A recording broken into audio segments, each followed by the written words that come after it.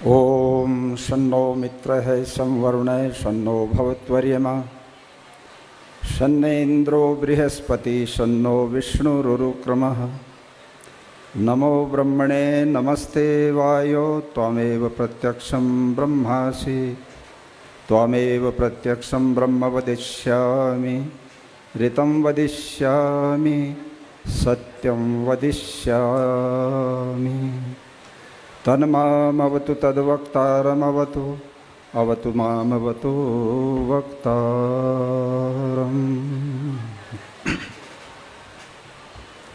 गुरुकुल पौंदा की रजत जयंती समारोह और उसके उद्घाटन सत्र में अध्यक्ष पद को सुशोभित कर रहे इस गुरुकुल के संस्थापक और इसी प्रकार के अनेक गुरुकुलों के संस्थापक और संचालक स्वामी श्रद्धानंद जी की विरासत को अपने कंधों पर बड़ी मजबूती के साथ उठाते हुए लेते हुए निरंतर अग्रसर अनेक प्रकार की विघ्न बाधाओं से भी जूझते हुए इस गुरुकुल की 25वीं वर्षगांठ या रजत जयंती मनाने के लिए सफल हुए हम सब के श्रद्धेय, हम सब की श्रद्धा के केंद्र बिंदु पूज्य स्वामी प्रणवानंद सरस्वती, उनके दीक्षा गुरु जिन्होंने पूरा जीवन योग को समर्पित किया और आज वो लगभग 90 वर्ष की आयु में 1 वर्ष कम है, उस अवस्था में भी इतने उत्साहित होकर आज अपने शिष्य के इस बहुत बड़े समारोह में अपनी गरिमामयी उपस्थिति से उपस्थित हैं।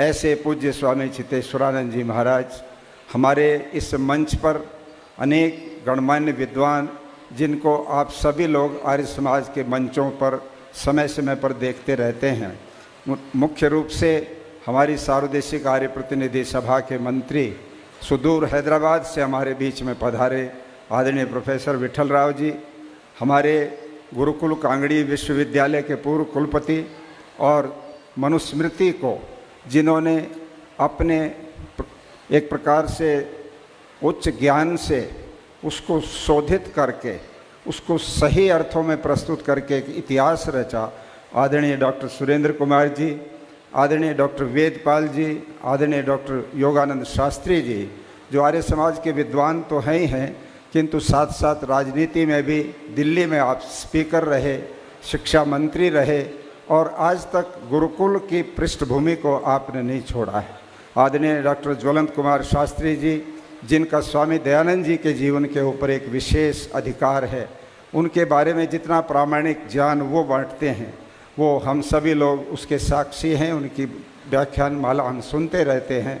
हमारे मध्य में हमारी विदुषी बहनें पीछे बैठी हुई हैं और वो मैं समझता हूँ कि अग्रणी लाइन में होना चाहिए था। आज वर्तमान में वेद के संबंध में अगर हमारी बहनों के अंदर जिनको सबसे अधिक ख्याति प्राप्त है, डॉक्टर सूर्या देवी जी, डॉक्टर प्रीति विमर्शिनी जी जो बनारस से वाराणसी से पधारी, डॉक्टर गायत्री जी, डॉक्टर धारणा याजिक जी, ये चारों हमारी विदुषी बहनें मंच को शोभायमान कर रही हैं। आदरणीय मुनि सत्यजीत जी आचार्य जो स्वामी सत्यपति जी का पूरा जो दायित्व है, उनकी विरासत है, उसको बहुत कुशलता के साथ आगे बढ़ा रहे हैं। आदरणीय डॉक्टर आनंद कुमार जी, राष्ट्र निर्माण पार्टी के अध्यक्ष, आदरणीय डॉक्टर बलबीर जी जो पूर्व अध्यक्ष हैं संस्कृत विभाग के महर्षि दयानंद विश्वविद्यालय रोहतक के, हमारे आदरणीय श्री सुधाकर गुप्ता जी जो यहाँ अभी आपके सामने जिनका बहुत बड़ा परिचय दिया और वास्तव में इस परिचय के योग्य हैं। वो हैदराबाद में उन्होंने एक मरी हुई संस्था को पुनर्जीवित करके एक बहुत बड़ा शानदार गुरुकुल वहाँ स्थापित करने में अपनी बहुत महत्वपूर्ण भूमिका निभाई है। हमारे परोपकारिणी सभा के पूर्व प्रधान और वर्तमान में भी उसके संरक्षक के रूप में काम कर रहे उच्च कोटि के विद्वान आदरणीय डॉक्टर वेदपाल जी, आदरणीय डॉक्टर वाचस्पति मिश्र जी, हमारे पूज्य स्वामी आदित्य वेश जी, श्री हरिकिशन वेदालंकार जी, आदरणीय डॉक्टर धर्मेंद्र कुमार जी, आदरणीय आचार्य रविंद्र जी जो मंच का बहुत सुंदर संचालन कर रहे हैं। ये यहाँ की ही एक प्रकार से उपलब्धि है कि ऐसा एक योग्य नौजवान जो संस्कृत में जितना लिखना हो, जितना बोलना हो, रविंद्र जी की वाणी पर संस्कृत खड़ी हो जाती है। उसी उन्हीं के साथ यहाँ के स्नातक शिवदेव जी और अन्य भी जो पीछे कोई रहा हो मुझे माफ़ करेंगे, आदरणीय आचार्य प्रेमपाल शास्त्री जी जो हमारे पुरोहित मंडल है, सार्वदेशिक आर्य पुरोहित मंडल, और मैं समझता हूँ कि पुरोहितों में बहुत पुराना उन्हीं का एक नाम और वर्चस्व है। शक्ति नगर में 1970 में आप आए थे, आज 2025 है। आप देख लीजिए इतना लंबा समय जिन्होंने दिल्ली में बिताया है। आदरणीय आचार्य प्रेमपाल शास्त्री जी हमारे परोपकारिणी सभा के मंत्री और बहुत ही एक प्रकार से मैं समझता हूँ ओजस्वी विचारों के धनी, बड़ी पुस्तकें भी आप तैयार करते हैं। आदरणीय श्री कन्हैयालाल आर्य जी, हमारे आदरणीय भाई विनय जी जो दिल्ली सभा के मंत्री हैं और आर्य समाज में एक बड़े ऊर्जावान नवयुवक नेता के रूप में आपकी पहचान है। मेरे समक्ष बहुत सारे चेहरे दिखाई दे रहे हैं, सभी मेरे पूज्य सन्यासी वृंद, विद्वत वृंद, उपस्थित आर्य भद्र पुरुषों, माताओं, बहनों और नौजवान साथियों। आदरणीय आचार्य धनंजय जी ने जो इस पूरी की पूरी लंबी सूची मैंने पढ़ी, उसमें अगर मूल में किसी को हम देखें वो डॉक्टर धनंजय जी हैं।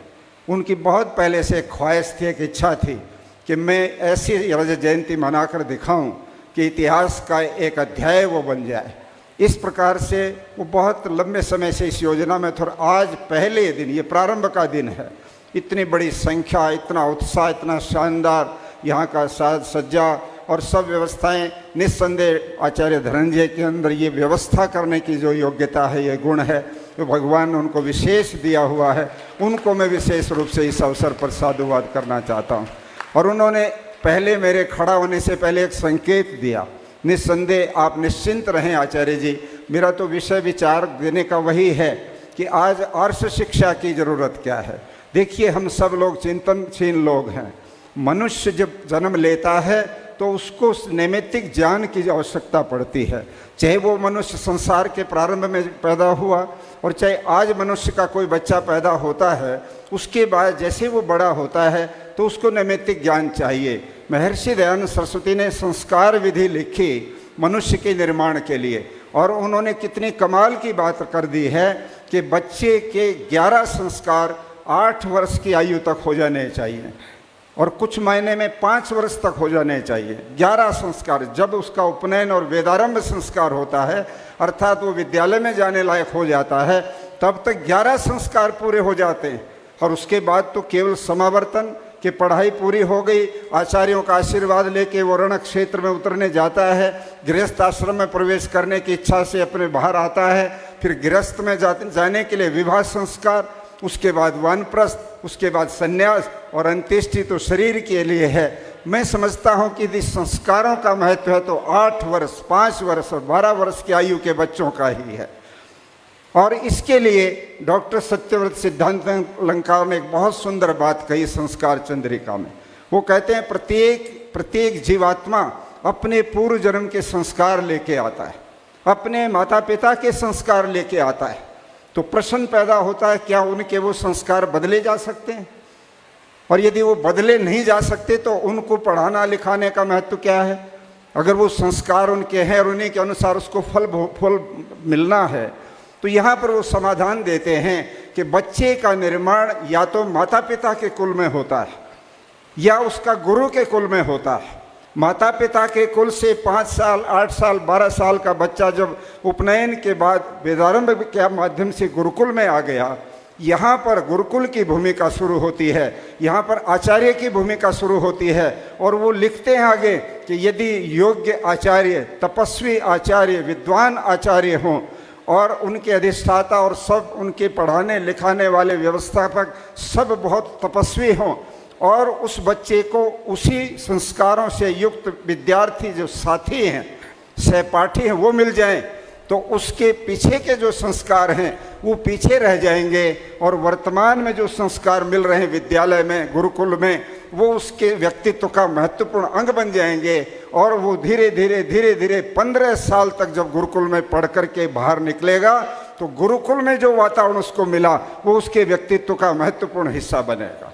और जो पूर्व के संस्कार हैं वो जीवन में कभी ना कभी उठा पटक देखते हुए उनका उपभोग भी उसको करना होगा, वो समाप्त नहीं होते। किंतु वो पीछे धकेले जा सकते हैं इस वातावरण में बच्चे को लाने के आधार पर। मैं कहता हूँ ऋषि दयानंद ने शिक्षा प्रणाली में आगे बड़ी क्रांतिकारी बात कही। आज 75 साल की आज़ादी के बाद हमारे देश के अंदर अनिवार्य शिक्षा का कानून अभी कुछ वर्ष पहले पास हुआ पार्लियामेंट में कि सबको पढ़ने का मौलिक अधिकार है। किंतु ऋषि दयानंद ने 150 साल पहले सत्याग्रह प्रकाश लिखते समय क्या कहा? ये जाति नियम और राज नियम होना चाहिए कि प्रत्येक बालक विद्यालय में जाए। इसका मतलब ये अनिवार्य होनी चाहिए शिक्षा। जाति नियम अर्थात समाज का नियम, पूरे परिवारों का नियम, और राज नियम सरकार का या जो संचालन राज्य जो है उसका नियम क्या हो कि एक भी बच्चा विद्यालय से बाहर नहीं हो।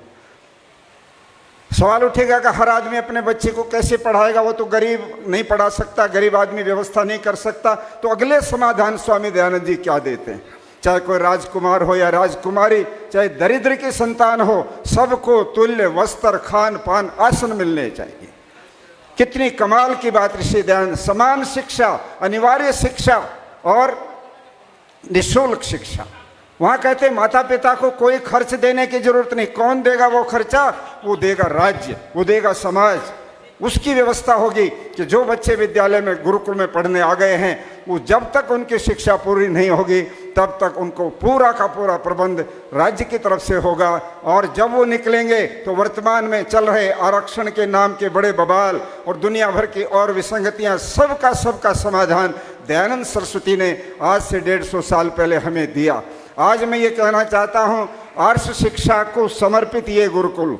मुझे याद है डॉक्टर धनंजय जी ने एक बार मुझे बातों में ये कहा, स्वामी जी दुनिया भर के स्कूल खुल रहे हैं, अंग्रेजी स्कूल भी हैं, वैसे भी हैं, मिले जुले पाठ्यक्रम वाले हमारे गुरुकुल भी हैं, किंतु यदि आर्ष शिक्षा के गुरुकुल हम नहीं चला पाए तो कौन संस्कृत का विद्वान निकलेगा, कौन व्याकरण का विद्वान निकलेगा, कौन अष्टाध्यायी, महाभाष्य, निरुक्त आदि व्याकरण के ग्रंथों को पढ़ेगा? और उनको यदि पढ़ना नहीं आया किसी को भी तो वेद में, उपनिषदों में, दर्शनों में और पूरे वैदिक वाङ्मय में कौन डुबकी लगाकर ज्ञान वापस निकाल करके प्रस्तुत करेगा? आज होड़ लग रही है, एक बहस है पूरे देश में और दुनिया में। एक तरफ ये भौतिकवादी शिक्षा है जो व्यक्ति को पैसा कमाने के लिए आधार दे देती है, नौकरियां मिल जाती हैं, किंतु उसके जीवन का अंदर से और बाहर से जो निर्माण होना चाहिए वो शिक्षा वहां पर आकर के फेल हो जाती। मैं तो कहा करता हूं वर्तमान लॉर्ड मैकाले की शिक्षा प्रणाली लंगड़ी है, लूली है, अधूरी शिक्षा प्रणाली है। यदि उसमें संस्कार नहीं, यदि बच्चे के निर्माण की कोई योजना नहीं, ऐसी शिक्षा से क्या निकलेंगे? ऐसी शिक्षा से निकलेंगे बहुत बड़े बड़े भ्रष्टाचारी, बहुत बड़े बड़े पैसों का हजारों करोड़ के घोटाले करने वाले लोग, बड़े बड़े क्रिमिनल और अनेक प्रकार के गलत लोग निकलेंगे। पढ़े लिखे भी बहुत हैं किंतु करते क्या हैं? लोगों की चमड़ी उतारते हैं। जब कोई बड़ा आईएएस अफसर बन जाता है, जाकर वो आईएएस अफसर अगर उसके पास संस्कार नहीं है तो वो अपने जिस पद पर वो बैठेगा वहाँ पर वो लोगों को शोषण करेगा, उनका भ्रष्टाचार, रिश्वत लेगा, पैसा लूटेगा। किंतु इसके साथ साथ एक बात का समाधान देते हुए बात को पूरी करूँगा। जिन लोगों के मन में ये भ्रम है कि आर्ष शिक्षा लागू कर दी और उसमें हमने अपने बच्चों को डाल दिया तो हमारे बच्चे तो पिछड़ जाएंगे, हमारे बच्चे तो पीछे सैकड़ों साल पुरानी चीज़ों में रह जाएंगे, रुक जाएंगे, उनका जवाब और समाधान ये है। ये बैठे हैं डॉक्टर आनंद कुमार जी, ये गुरुकुल झज्जर के स्नातक। मैंने इनको उस समय भी देखा है जब ये गुरुकुल झज्जर से आए थे। घुटने के थोड़ा सा नीचे तक का कटिवस्त्र, चद्दर ओढ़े हुए, बड़ी बड़ी दाढ़ी, बड़े बड़े बाल और पीछे मोटी शिखा लगे हुए। ये इनके साथ स्वामी प्रणवानंद जी महाराज, हरिदेव जी थे तब, विक्रम विवेकी और कई वहाँ के विद्यार्थी निकले और ये आ गए गुरुकुल कांगड़ी में। और वहाँ से एक सब्जेक्ट का पेपर इन्होंने दिया, केवल अंग्रेजी का, और पहले ही राउंड में, पहले ही टेस्ट में आप आईपीएस सिलेक्ट हुए और उसके बाद भारत के बहुत बड़े पद पर ये सुशोभित रहे। इमिग्रेशन डिपार्टमेंट जो भारत सरकार का है, गृह मंत्रालय का, उसमें आप डीजी पद पर रहे, डायरेक्टर जनरल रहे पूरे देश के। तपेंद्र कुमार जो गुरुकुल शुक्रताल और इधर पढ़े, वहाँ पर पढ़ने के बाद वो आदमी पहली बार बैठता है और उसके बाद आईएएस हो जाता है। वो सीनियर आईएएस बना राजस्थान में, चीफ सेक्रेटरी तक के पद पर वो पहुंचा। कौन कहता है कि आर्ष शिक्षा में हमको ये अवसर नहीं मिलेंगे? आप जरा सोचें इस बात को कि हम इस भ्रांति में, इस भ्रम में कि हम बच्चों को पढ़ा देंगे वहाँ तो वो बड़े बड़े अफसर बन जाएंगे, वहाँ भी बहुत बड़ा मुकाबला है, बहुत बड़ा कंपटीशन है। 3 लाख बच्चे एक साल में परीक्षा में बैठते हैं आईएएस के अंदर, और उन 3 लाख में से 1000 का सिलेक्शन होता है, 2,99,000 रिजेक्ट हो जाते हैं कि अगली बार ट्राई करना, इस बार तो केवल 1000 का सिलेक्शन होगा।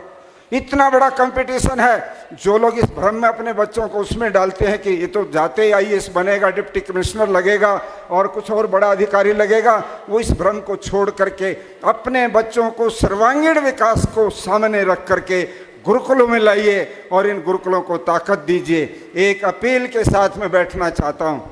स्वामी प्रणवानंद जी की आयु अब थोड़ी नहीं रही है, ये भी 80 के नज़दीक पहुँच गए। पिछले साल हम सब लोग वहाँ मॉरिशस में थे, 2 बार चक्कर आया इनको, वहाँ पर सब लोगों ने उठाया बिठा लिया। हमें नहीं पता था कि इनके हार्ट की प्रॉब्लम चल रही है। ये वापस भी लौट आए और 2 दिन के बाद ही दिल्ली के ऑल इंडिया मेडिकल इंस्टीट्यूट में इनके मित्र डॉक्टर हैं, उनसे जाकर मिले और पूछा कि ऐसे ऐसे मुझे चक्कर आते हैं। उन्होंने टेस्ट किया और कहा कि अभी इसी समय एडमिट होना पड़ेगा, आपकी ब्लॉकेज बहुत हो रखी है। तब BLK में जो करोल बाग में बहुत बड़ा हॉस्पिटल है, वहाँ श्री राम नाम के डॉक्टर ने आपका ऑपरेशन किया। स्वामी जी ने इतने रोगों से लड़ करके अपने आप को स्टेबल किया है, तो अब उनकी कड़ी परीक्षा हमको नहीं लेनी चाहिए। आचार्य धनंजय की या गुरुकुलों के जितने हमारे संचालक, उनकी कड़ी परीक्षा नहीं लेनी चाहिए। हम विवाह शादियों में लाखों रुपया फूंक देते हैं, बैंड बाजों के ऊपर, आतिशबाजी के ऊपर, बड़ी शान शौकत के ऊपर और शराब की पेटियों के ऊपर।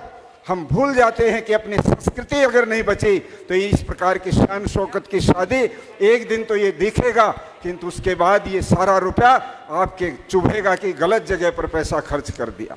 आप हर आदमी अपने घर में गुरुकुल का कोष बनाइए। मैं तो ये सुझाव दिया करता हूँ कि हर घर के अंदर एक दान पात्र गुरुकुल का होना चाहिए।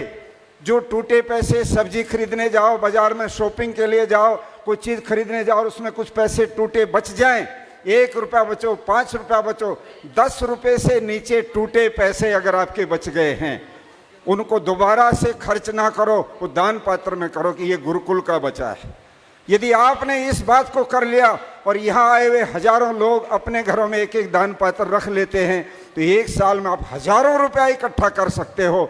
और जब यहाँ आओ तो लाइन लग जाए दानियों की कि मेरा खोलो, मेरा दान पत्र कितना निकला। हमारे ब्रह्मचारियों को भी उत्साह लगे कि देखो कितनी बड़ी बात है, गुरुकुलों के प्रति कितनी भावना है। मैं समझता हूँ यदि आप सब ने इस संकल्प को भी कर लिया कि गुरुकुलों को आर्थिक इस बोझ से मुक्त कर दें, तो मैं दावे से कहता हूं ये गुरुकुल ही लाइट हाउस के रूप में पूरे देश की आत्मा को जगाने वाले बन जाएंगे।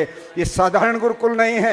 हमारे गुरुकुल का दीपक नाम का ब्रह्मचारी ओलंपिक के अंदर गया और जब वो लौटा तो हमारे यहाँ प्रदेश के राज्यपाल ने उसका स्वागत किया। पूरे देहरादून में जुलूस निकला उस नौजवान का। कौन है ये? कि गुरुकुल पोंदा का नौजवान है। इस तरह से मैं समझता हूँ हम लोग मिशन बनाए, मिशनरी बने और गुरुकुलों के प्रति अपनी आस्था को पुनः मजबूत बनाकर इनके सहयोगी बने। इन शब्दों के साथ मैं अपनी वाणी को विराम देता हूँ और पूज्य स्वामी जी महाराज के स्वास्थ्य की भी, उत्तम स्वास्थ्य की कामना करता हूँ। बहुत बहुत धन्यवाद। ओम शम। सदैव स्वामी जी का मैं बहुत बहुत आभार व्यक्त करता हूँ। आपका आशीर्वाद हम सबको मिला है।